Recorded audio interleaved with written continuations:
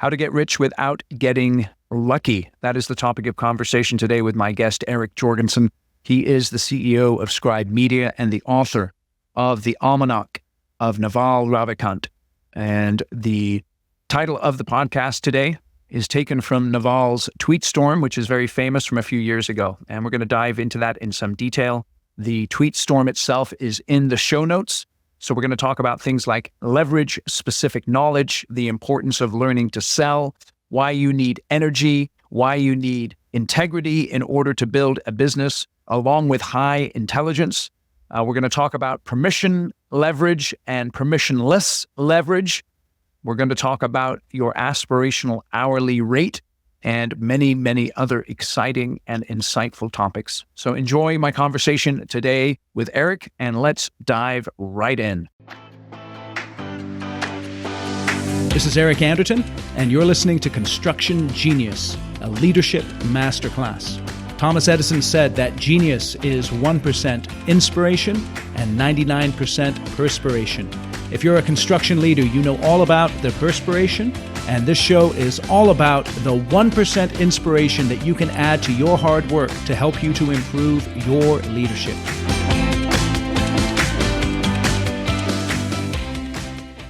Eric, welcome to Construction Genius. Thank you for having me, Eric. I'm having you on because you've published a book called The Almanack of Naval Ravikant. I'm not pronouncing that right, so please pronounce it right for me. Nobody pronounces it right. It's a mouthful of a book title. I don't take my own book titling advice. I just felt like it was an homage to Poor Charlie's Almanac and Poor Richard's Almanac, and I felt like I had to do it once I stumbled on the idea. The Almanack of Naval Ravikant is what I go with, Navalmanac for short. That's right. And many people on Twitter or on X know him as Naval. Tell us a little bit about who Naval is real quick, just before we dive into this. Yeah, I think he's an incredible American dream story. He immigrated to the United States from India at like 9 or 10 years old, single parent household, raised himself at the library, basically.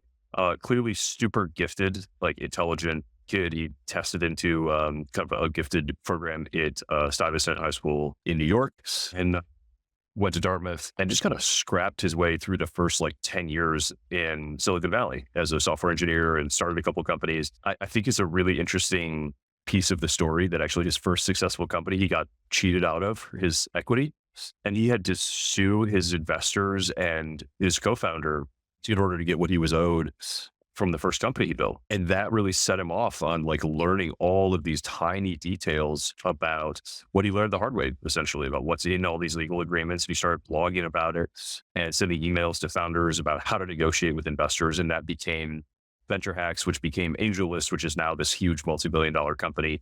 And along the way, he angel invested in hundreds of companies like Twitter and Uber and Postmates and a bunch of very successful Silicon Valley companies. It was early to crypto. And I think objectively from the beginning, as much as anyone really is self-made, certainly made himself a distinct talent and achieved incredible material success. And maybe 15 years ago now, sort of turned a corner from I've achieved everything I wanted to professionally and in the sort of wealth side of things. And it just didn't magically resolve my internal problems. So he sort of became a little bit more of a philosopher and started reading more and paired everything that he learned on the commercial side with a little bit more of a philosophical bent, and became very well followed on Twitter, especially, and in the podcast world for sharing what he was learning on that side of things. Yeah, it's really interesting. As you were sharing his background, I'm also an immigrant to the United States from England. And I also am part of a single parent household, but I went to Sac State. I didn't go to Dartmouth. So I was resonating for a while, and all of a sudden, no. But what attracted me to Naval, he has this tweet storm that I think blew up, went viral. It was called How to Get Rich Without Getting Lucky. And I'm going to publish the entire tweet storm in the show notes so you can go over that. But I want to kick it to you, Eric, and tell us a little bit about that is sort of in an introductory way, because I want to explore it with you and how it can be applicable to my audience. Yeah, it's funny. He posted that tweet storm about halfway through when I was writing the book. And so he really codified a lot of the things that I had a sense were floating around that I wanted to distill. He said, cranked these tweets out at 3 a.m. one day and said, these are basically the principles that I arrived at in considering how to become wealthy in the least sort of luck dependent way. Like if there was 1,000 Navals in 1,000 universes, you want to live your life such that 950, 990, 999 times out of 1,000, you get what you want, which I think is an interesting way to think about it, right? And I like that he distills, he's a very gifted like distiller. And so he gets all the way down to like a few words, sometimes even one word, that really encapsulate an incredibly important principle that makes it easy to remember, easy to action, easy to involve in your day-to-day decision-making and how you build your business, how you build your life. So let's dive into that. It's interesting because one thing that you said that I think I would encourage the audience to do is just sit down right now. Not right now, after the interview. Sit down at some point and think about, with a blank piece of paper, how many principles could you write out that actually define the way you live your life, run your business, relate to other people. And it'd be interesting to see what you come up with, because if we're not conscious about those principles, then we can live a life that is tremendously undirected and ultimately unsatisfying. What are your thoughts on that, Eric? I agree entirely. Actually, it's funny that we're circling this word principles because the idea for writing this book actually came out of, I was reading the book called Principles by Ray Dalio, who very deliberately at the end of his sort of career, or this transition point out of really an operating role in his career, done and wrote a book of all his principles. And it started with a PDF that was pretty short, that was sort of went viral 20 years ago when he wrote it the first time. And then he expanded that into a book.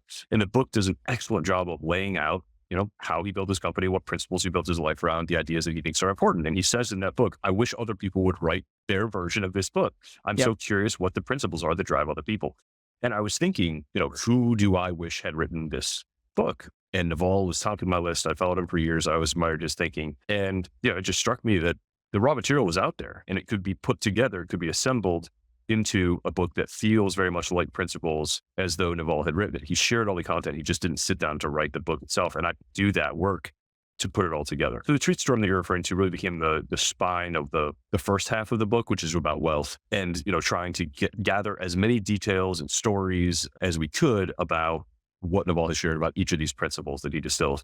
And you don't have to take Naval's principles. You don't have to agree with all of them, but certainly, as you suggest, I think evaluating your own, understanding, how you're making decisions and what you're circling your life around is so important. It's so valuable. And once you identified it, it can really help you certainly share those with other people in your life and help them understand you, help you understand how you're trying to get there, bring your family along around these values and these principles, and really create that bedrock of a life or a business that are so important.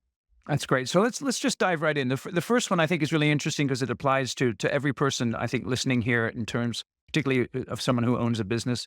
It says here, the first one is seek wealth, not money or status. So so let's dive into that. Tell me your thoughts on that. I think there's a lot of confusion around what people are actually going after. Our desires are muddied, and we're very prone to mimicking the things that we see around us. We, by nature, sort of see high status people more often. We look at Hollywood stars, we hear podcast hosts, by nature, our attention drifts to those people. And you sort of almost automatically create a desire to be like the people that you are looking up to. The funniest version of this I see all the time is I like Tony Robbins. I think he's shares helpful stuff. But when you watch all the people that go to a Tony Robbins conference, all leave just wanting to be Tony Robbins. They don't want to go be themselves. They want to be Tony Robbins. And so in a way, they are seeking status, not their own independent vision, not their own wealth. And a lot of the people you see attacking people who are building businesses, creating things for other people, are playing status games. This is the game that reporters play. This is the game that politicians play. As a general rule, not all of them. It's the game that a lot of influencers and people on social media play. They just want the attention. They just want to be liked. They just want a mob behind them. They just want to feel people agree with them. And that's completely a different game than I want to make money. I want to build wealth. I want to build things for other people. I want to build a successful company. I want to build a successful life. It's just so easy to get caught up in chasing something that you don't actually intend to want if you have it, or that it's an endless chase, right? Status is very zero sum. Wealth is very positive sum. So let's be very deliberate about what we're choosing. So status, the way he defines it here, is your place in the social hierarchy. Yeah. Whereas wealth is having assets that earn while you sleep. So it's interesting, right? Because that social hierarchy, it seems, on the one hand, it makes us feel good, but on the other hand, it's dependent upon how others perceive us, as opposed to what we're actually accomplishing. Yeah. I mean, the monkey brain in us has a really hard time letting go of our place in the social hierarchy. right? Like we feel very threatened when we feel diminished or outside the group, the village, the tribe. But playing that game is just, you see it even probably on your teams. For those of you who like work in a team, have a company, like you see the people who spend more time tearing somebody else down than learning how to do their own job better and focusing on that. And that's the social hierarchy winning out over, the wealth building instinct. I like his definition of wealth there too, because it's not about money, and he makes it distinct from money. I believe the definition that he uses of money is just like a way to exchange, the medium through which we exchange value through IOUs. Right. Wealth, having that true principle, the assets that will earn for you through a wide variety of things.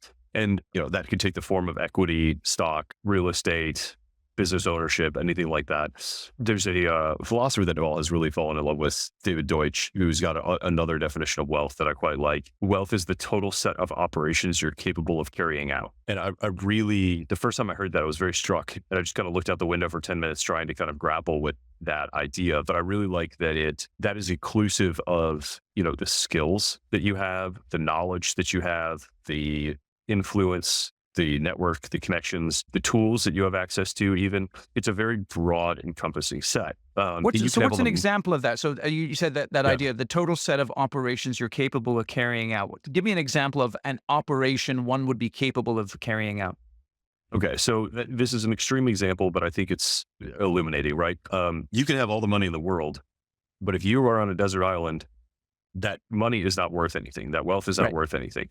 If you're surrounded by people who are capable of helping you, but you have no influence over them and they don't want to help you, they're not going to help you. And you are not capable of carrying on an operation. If you lack a skill to build yourself a house, you're not capable, and you can't buy a house, and you can't convince anybody else to help you build a house, then you're not going to have a house. Yes. So if you have the skill, or if you have the influence, or if you have the money to buy it, or if you have the experience and tools necessary to go figure it out and time to go figure it out yourself, you can do that. So pick any operation. There's a variety of ways to get it done. And there's a lot of people that I think, you and I might know. It's like, they're not, maybe wealthy by financial means, but they have extreme skills and abilities and self-reliance and the tools to do everything that they need for their own life. And that is an incredible form of wealth, in my opinion. There's also some people who are like not very wealthy traditionally, but they are extremely influential and they have incredible powers to create things, get things done. And so that's a little bit of a broader definition of wealth than what Naval is talking about, which is just like, how do you accrue assets that get you financial independence? Which different conversations, but I think kind of worth bringing up for this topic. It's interesting. One thing he says here is, Now this is a very deep idea, and I think it's at the core entrepreneurial ideas that are transformative, and that is, you'll get rich by giving society what it wants, but does not yet know how to get, and then at scale. Now, what's interesting to me about that is there's many times, you see this in the tech industry where you're supposed to test out an idea with your customers, and the customers will tell you what they want. But this seems to contradict that. Am I reading that correctly? I don't know if it contradicts it, but there is definitely nuance in that opinion where customers, I really love this idea of like express preference. What people say is not usually a direct correlation with their behavior. So like somebody could say, like this is a great example of, everybody says they want American made clothes. They want made in the USA. They want high quality fabrics to be woven right here in the good old red, white, and blue. Right. And there's experiments run by apparel companies where they sell like made in China right next to made in USA. And it's like 30% more expensive for made in USA, and nobody buys it. Nope. Nobody buys it. Yep. Very, very few people, not enough to continue doing it. And so that's the kind of express preference. So it's not always about asking people what they want. It's not always about, listening to customer feedback, but it is about, as you said, or as you quoted it all, giving society what it wants, but does not yet know how to get. So what it wants is that kind of, what are people willing to buy? What is a problem that they need solved? What they don't know how to get yet, that gets into how unique is the thing that you can offer them, right? If you are an average plumber and there's 200 plumbers in your town and there's an abundance of plumbers, you're not going to get the incredible value for what you can offer. Right. If you are the only plumber who could run a gas line under a solid foundation and this town is full of solid foundations and you're the only one who owns a jackhammer, that's a microcosm. But like, Yep. you have a lot of pricing power in that situation. You have Yep. something that people value that nobody else knows how to deliver. You're going to do well in that situation. Now, SpaceX is like the most extreme version of that. There's huge amounts of demand to get satellites up into space, to get things to the moon or Mars, and Elon Musk and SpaceX is the only company that is capable of doing that. So society wants that. Nobody else knows how to deliver it. He's learning, he's growing into doing it at scale. That might turn out to be the most valuable company in existence. Okay, this is one thing I know tons of people listening here have struggled with over the years, and that's business partnerships. And one of his tweets here is pick business partners with high intelligence, energy, and above all, integrity. And then right after that, he says, don't partner with cynics and pessimists. Now, one of the things about construction is that it's a tremendously risky industry. That is, don't go out of business because of the projects you don't go out of business because of the projects you get, but you screw up on, right? And, you're risking not only money, but you're also risking lives out on the job site every day. And so a degree of pessimism or perhaps caution is tremendously useful. How do I balance that idea of not partnering with cynics and pessimists when I'm looking for business partners or thinking about partnering with people? That's a very interesting one. I mean, I think the culture of construction may be just distinct enough from the culture of like tech that your rules should rule out over his in that. Like this is a point where your principle might be different than his principle. I think we all know people who lead with a complaint or who just believe things can't be done. And those, I think the next line of that quote is, you don't partner with cynics or pessimists. Their beliefs tend to be self-fulfilling. Yes. And that part is true, right? Like if you have a partner who never believes that any project can be done in 3 years, but your experience tells you it can be done in a year and a half, and he refuses to believe it and refuses to act on that or test that assumption, then the project is going to get done in 3 years, no matter how optimistic you are about it. But if you have somebody that believes you can improve something, that believes you can keep moving things forward, like the culture of optimism and, hey, we'll try it and we'll give it our best shot and we do think this can be improved. I think over time that culture will tend to outperform cultures of pessimism and cynicism because those beliefs do become self-fulfilling. So, and it's frankly, like as an optimist, I think it's a little more fun to be an optimist, to hang out with optimists. Yeah. But there's risks that should be evaluated very gravely and risks that should be tackled, or assumptions that should be tackled with like great gusto and assumed to be improved upon until proven otherwise. And, the closer you get to a specific in an industry, the harder it is for an outsider to have a strong opinion about it. Yeah, interesting. Now, I want to hit on a couple here, and right now I'd like to speak to perhaps the younger people listening or the up-and-comers here. There's these two, I think about these ones all the time. Learn to sell, learn to build. If you can do both, you will be unstoppable. What would you say to someone who their first thought when they think of learn to sell is, I'm not a salesperson? How would you talk with someone like that? What advice would you give them about that principle that he's introducing there? I would say everyone is a salesperson, whether you like it or not. The good news, I think that's good and bad news. I think people who tend to go in and say, I'm not a salesperson, have, for some reason, something along the lines gave them a negative impression of a salesperson. If you have a negative impression of a salesperson, that is a bad salesperson. Like when you meet someone who is actually good, they're not convincing you, they're not pushing, they're not closing, they're not hustling. They are just coming alongside you and showing you something that is good for you and helping you come to the best decision for you. They are only sharing things they deeply believe in. They're only sharing things that make the world a better place. There are a lot of like difficulties that new ideas encounter, and it takes persuasive people to communicate about them and bring people along for the ride. Like if you think of a time when you recommended a new restaurant or a movie or anything like that to one of your friends or family members, you were selling something. Yep. And you sold something that you believed in, and you sold it to somebody that you loved because you thought they would be better off for trying this new restaurant or watching this movie or whatever it is. So I would try to break. Naval has another quote in there that I think was the continuation of one. If you secretly despise wealth, it will elude you. What does that mean? It means, I think you see a lot of this online today of like, anybody who's rich must have done something bad in order to become rich. Yeah. Right. There's a lot of that kind of belief. And if that's your attitude, you'll never get rich because you'll have this like conflict within you about like, I can't make money because I bet I'm a bad person. Right. So you have to appreciate that like, generating wealth, building something for others, getting paid to do something that you love that serves others is a good thing, and more people are good as a result of it. That's basic economics. That's the fundamental of capitalism. I'm a deep believer in it. Not everybody is, It's true. but it's very difficult to overcome that.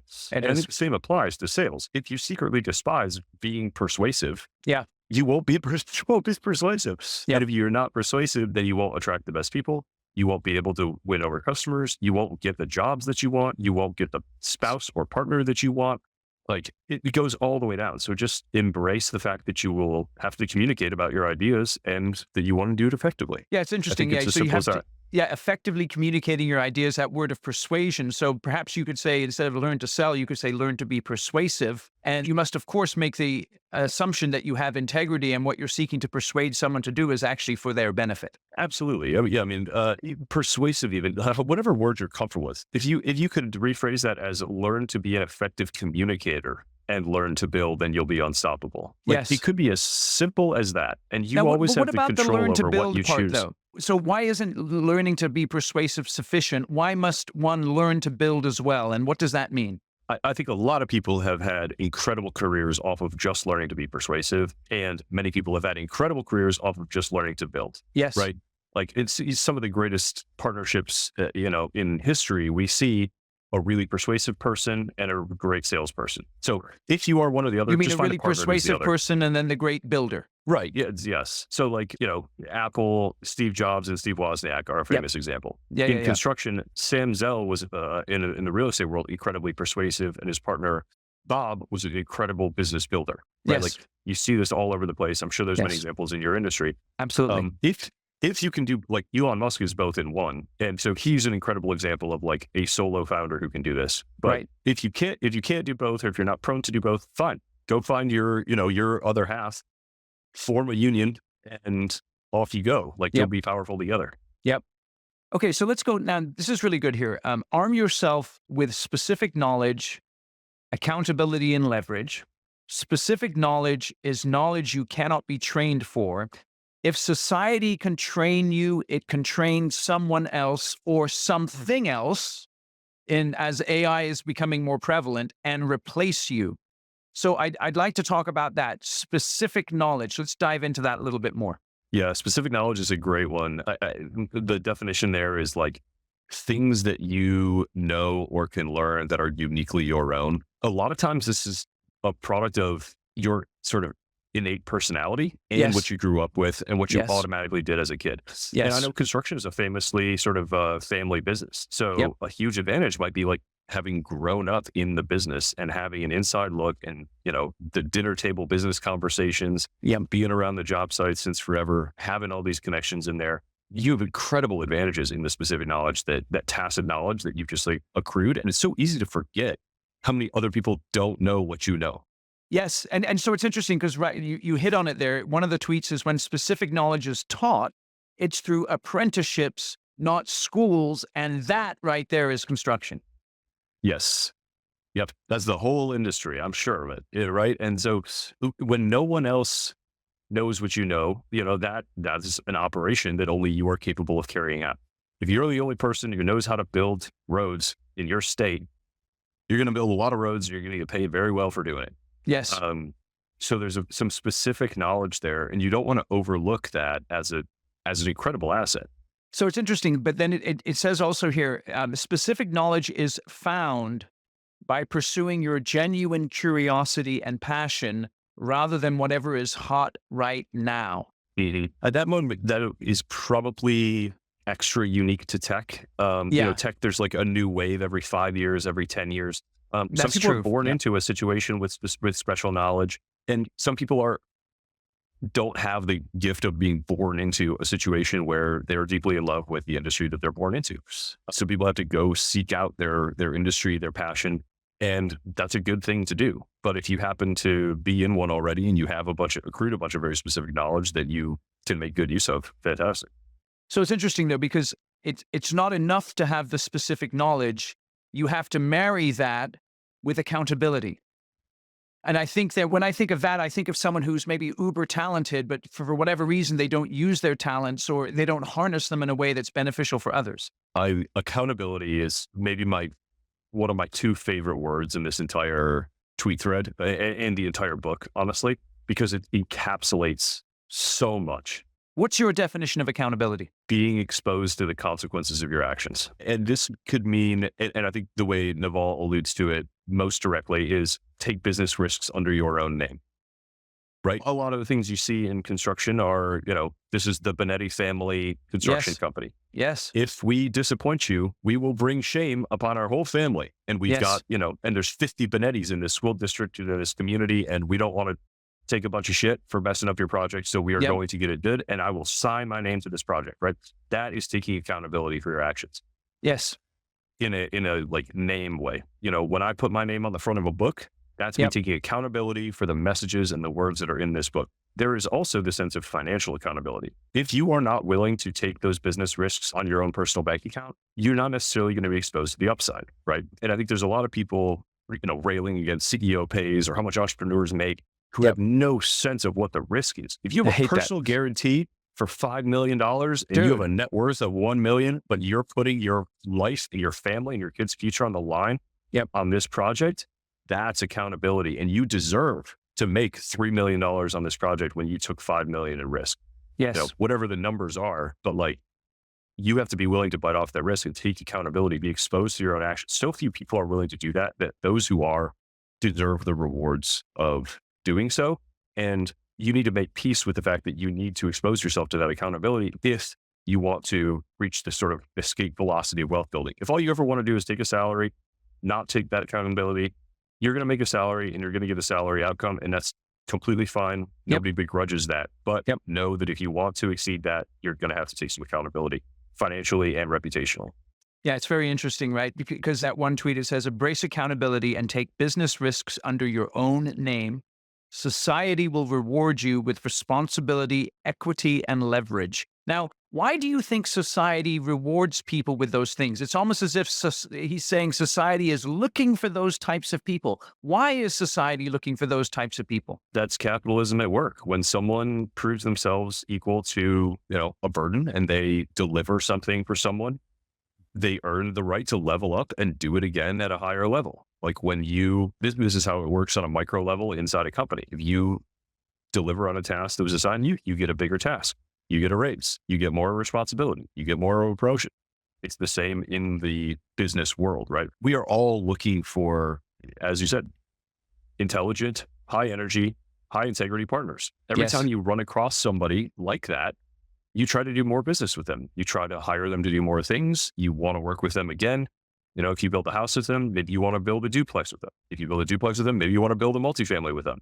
You just want to keep marching up. And when you find good, reliable partners, you get rewarded for delivery on those tasks. Hey, talking about leverage, you need to leverage your ability to lead.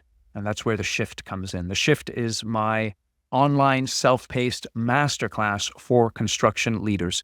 And it's the easiest way for you to stop micromanaging and lead with confidence.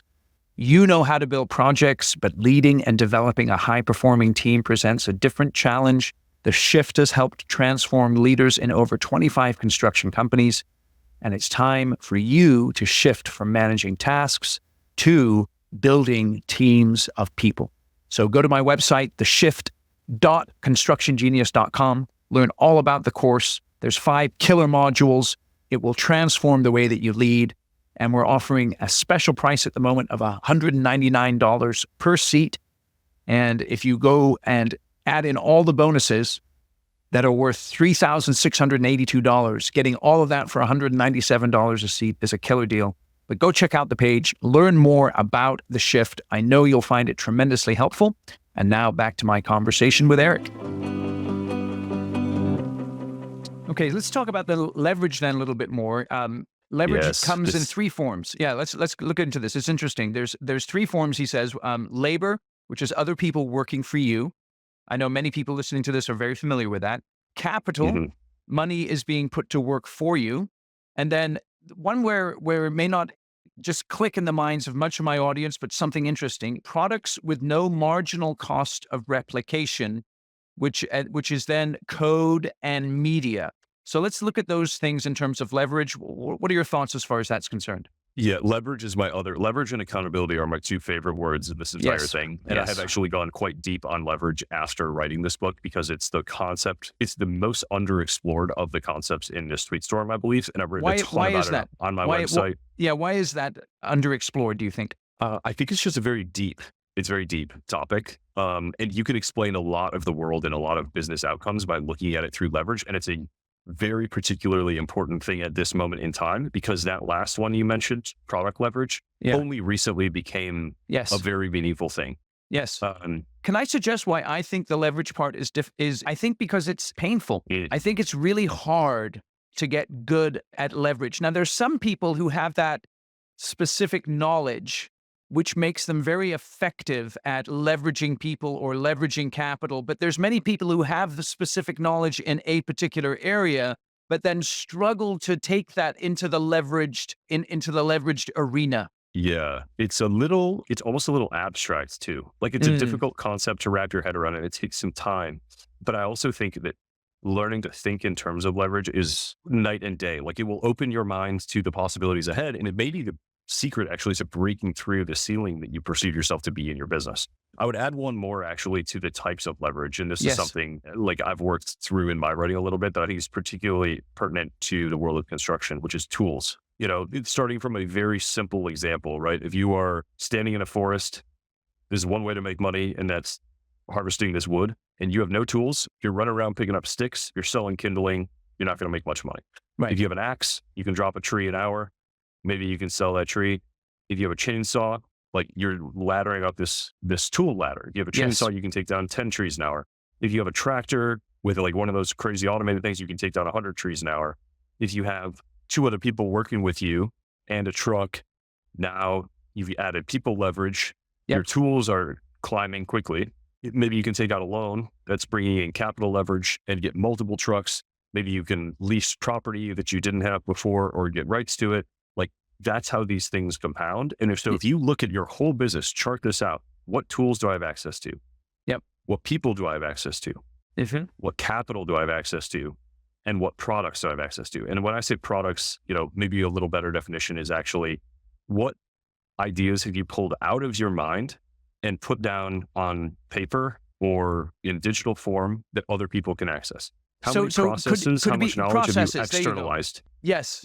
So because that's interesting, because in construction, the guys and gals who've nailed their processes and have superior processes are more effective than those who haven't done that yet. Yes. And so like you could give yourself a progress score on each one of those things. And you could look at all four of those buckets and say, where am I the furthest behind? Where's my bottleneck? My bottleneck that I am still the keeper of all the knowledge in my business. I need to create products. I need to create standard operating procedures. I need to create checklists. I need to record all my conversations.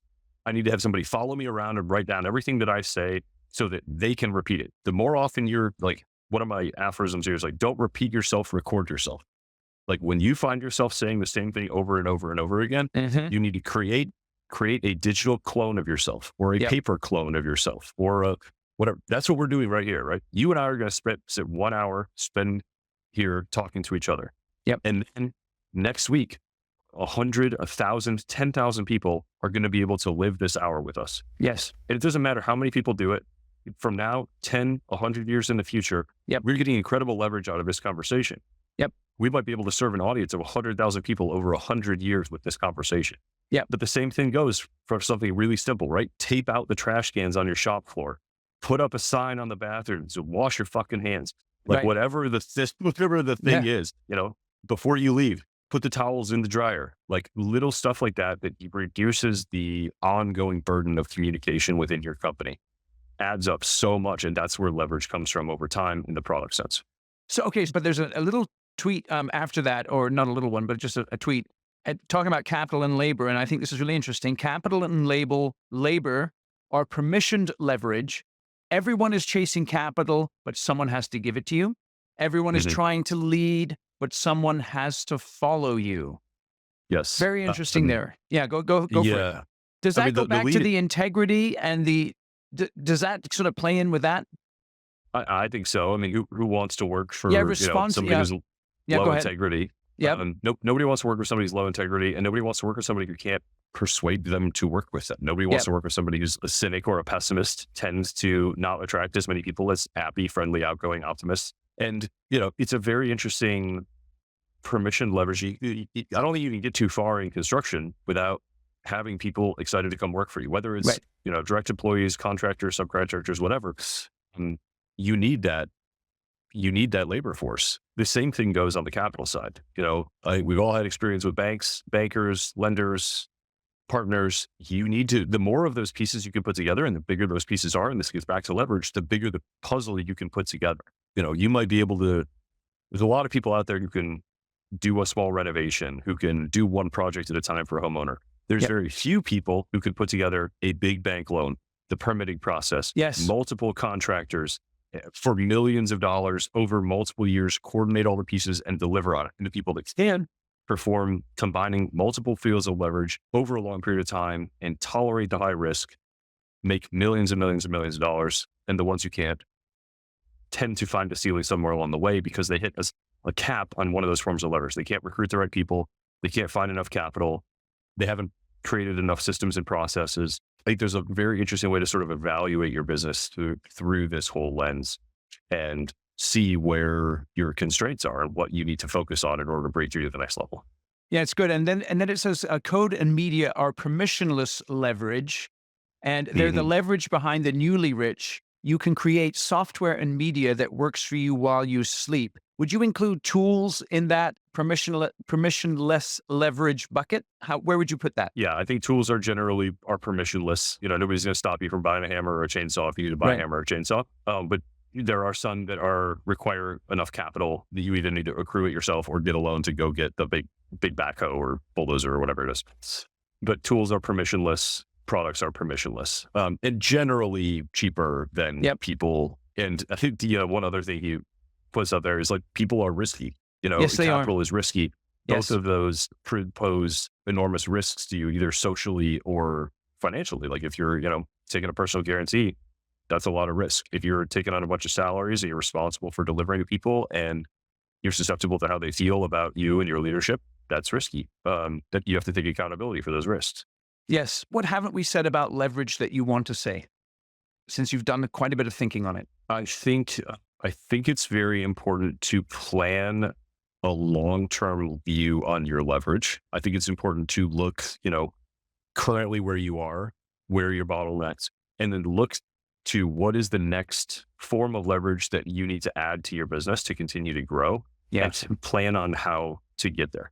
I find that most people, especially entrepreneurs that I talk to, have a real gift with at least one of those forms of leverage. Yes. Maybe they're really good leaders, they're really good recruiters, they have an incredible team, but they're terrified of taking on debt, or maybe they're completely blind to one form of leverage, like the product side. I mean, they just never create processes. They never create systems. They don't externalize anything. They run their whole business from their phone and phone calls, like up to the minute, and they can never take a day off because everything would collapse. So really, and this goes back to maybe finding a partner or filling in your weak spots, either with a partner or through personal growth, is like, look at all four of those, really assess which one do you not even think was leverage? Which one do you think matters the least? That's probably where you're farthest behind. So I would really make an effort to focus on that, or just come to the peace with the fact you're going to have to spend a lot of money on a person where that's their gift and they can help you elevate and unlock, because you need to balance all four of those forms of leverage in order to build, especially in construction, in order to build the kind of business that continues to grow. Now, how does what you just said there fit in with this one? And this is one that I've personally taken and it transformed my business, which is set and enforce an aspirational personal hourly rate.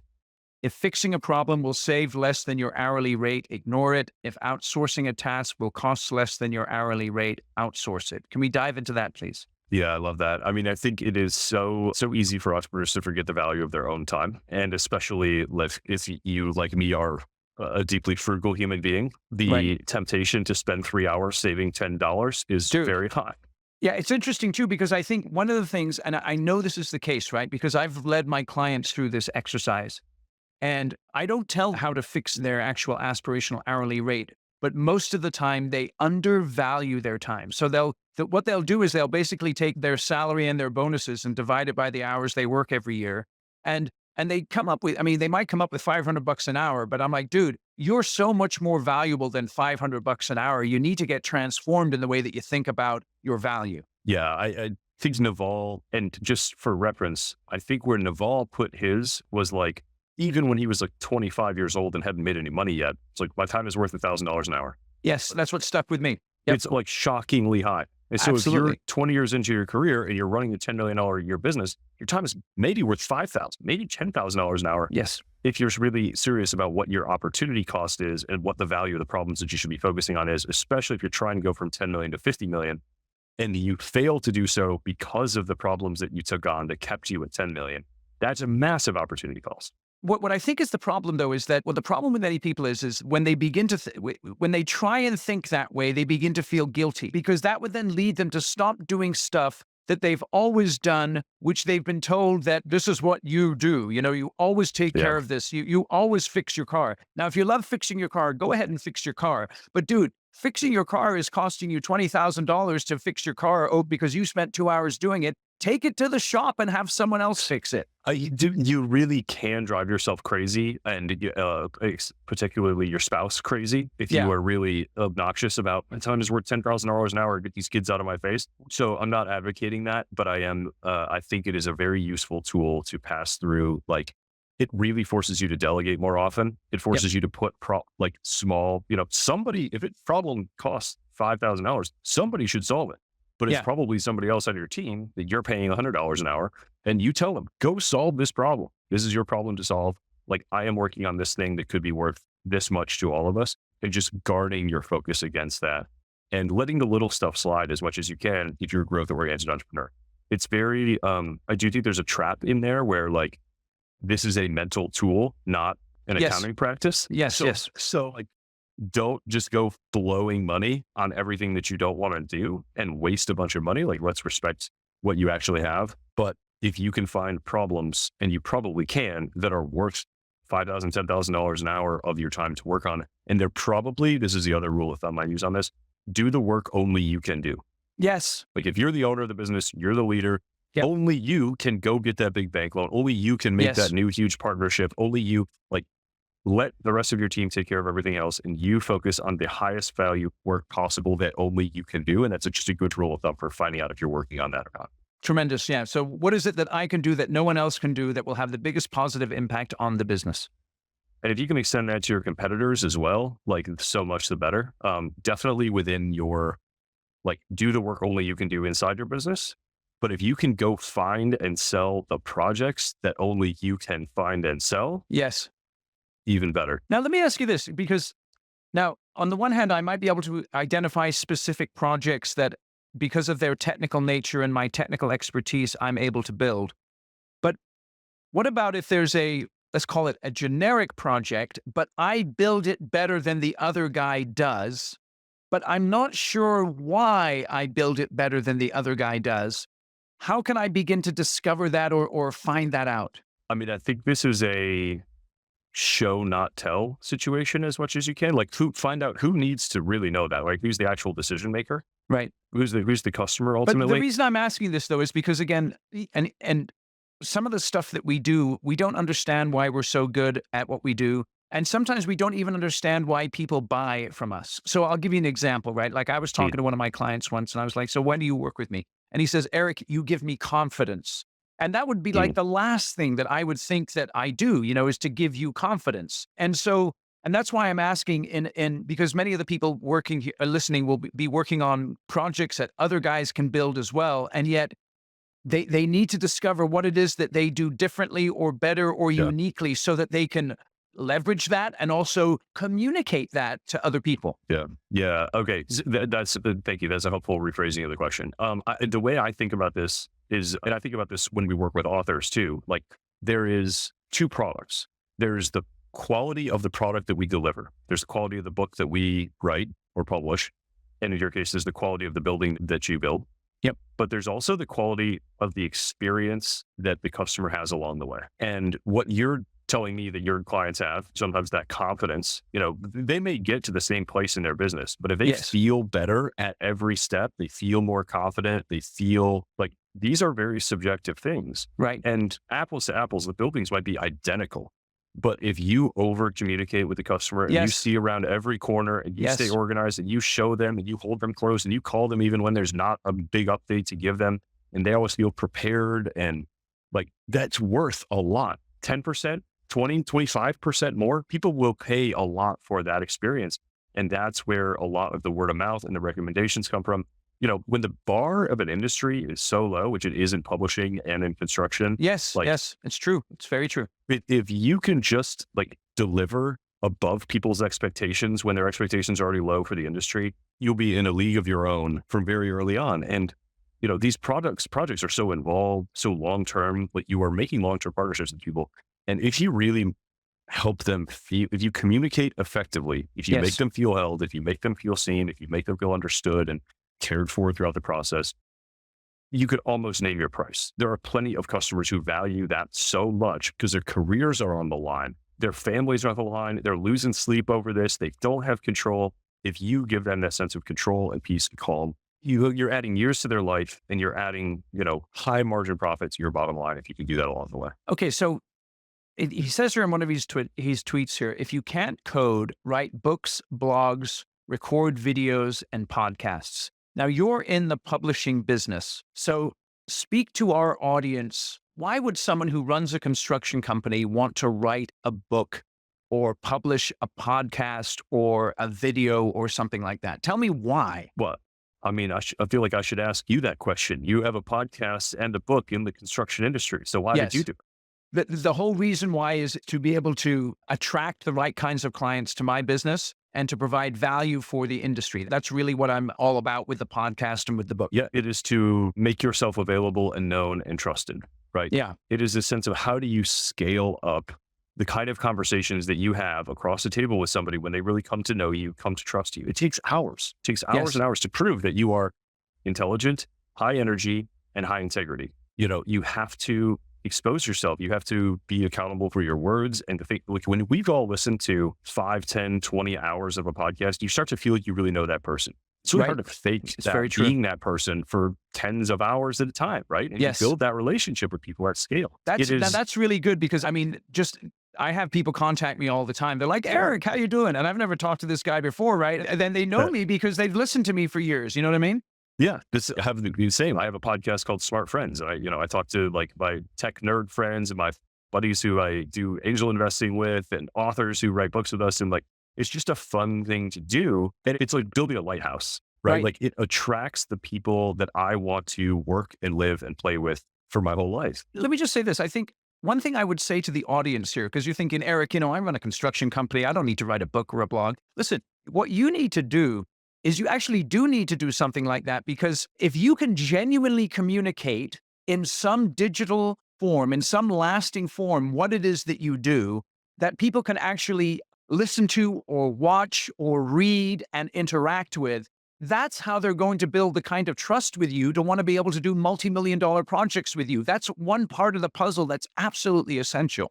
Yeah. Imagine, and this goes back, like, I feel like we've been almost setting up these dominoes the whole time, right? Like we've talked about being high integrity. We've talked about being accountable. We've talked about having deep specific knowledge. We talked about how you can specialize your business by being like high caring, by being highly communicative, by having a unique philosophy. We talked about having to productize your knowledge and externalize it. You can't spend 10 hours with everyone that you need to persuade or convince or sell or bring along on this project. Yeah. But if you sit down and write a book, it doesn't take that long. It's not that much work. You can call it a blog, call it a podcast, whatever you want to do. Yep. Create an artifact that, imagine leaving that with a banker, leaving that with a boardroom full of customers, leaving that with the city planning council that needs to approve your plans, giving it to all your subcontractors. This is how I work. This is what I believe in. This is how I build. This is how our culture works. These are my principles for how I do business and how I treat people. This is what you can expect from me. How many of their competitive bids do you think are leaving a whole damn book behind with how they do business and what they can expect from you? Yeah. That's how you stand out. That's how and that gives you that Bible for your employees, for anybody else, to bring them along for the ride. Let me just say this. Whatever you do, don't be fake about it. So pay, you're probably going to need to work with someone to help you to do this, right? Because you just are. But please avoid the corporate BS and just be yourself in your videos. Don't think that you have to polish. If you don't wear a collared shirt, like a nice shirt and pants, for God's sake, don't wear that on the video, right? That you're going to shoot for your website. Just dress like you normally dress, act like you normally act, because that's what people buy is they buy you. They don't buy some fake version of you. Yeah, and people can sniff out the inauthenticity in a second. So Yep. just all you're doing is setting expectations for people for what they can expect from you. And as long as you're honest and straightforward and clear with it, even if it's weird, like if people know that it's weird and they know what they're opting in for and they know that you perform, you do your work unlike anybody else in the industry and they can expect something different from you, fine. As long as they're prepared for that and they're bought in for how you're going to work with them and what you set them up for, fantastic. Yep. No, it's interesting because again, in our culture, I just something that popped into my head. Many people are so worried about saying something that might be out of the bounds of what is acceptable to say because they think they're going to get canceled, right? But if you arm yourself with specific knowledge, accountability, leverage, and you have high intelligence, energy, and integrity, you will succeed.